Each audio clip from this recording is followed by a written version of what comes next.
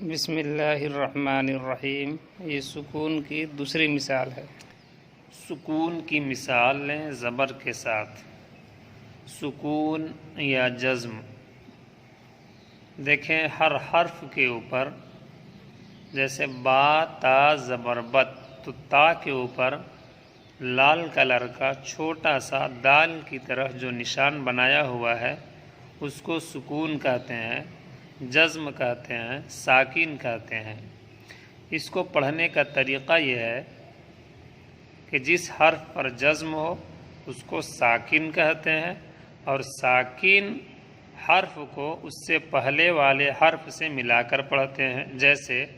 تا کے اوپر جزم ہے تو تا کو ملائیں گے با سے، جیسے با تا زبر بت، حا تا زبر حث، کاف جیم زبر کج، میم حا زبر مح، با خا زبر بخ، شین زال زبر شز، حمزہ ہا زبر لام زبر ل، ل، عین را زبر عر، ضا زبر ضا عرض، کاف شین زبر کش،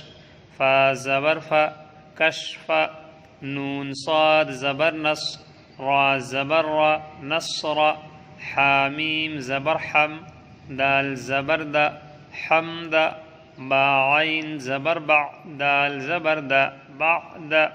حمزہ سین زبر اس، فا را زبر فر اسفر، حمزہ میم زبر ام، لام میم زبر لم، ام لم، حمزہ سین زبر اس، لام میم زبر لم، اسلم، نون فا زبر نف، عین لام زبر عل، نفعل، حمزہ کاف زبر اک، با را زبر بر، اکبر، عین سین زبر عس، عین سین زبر عس، عس عس،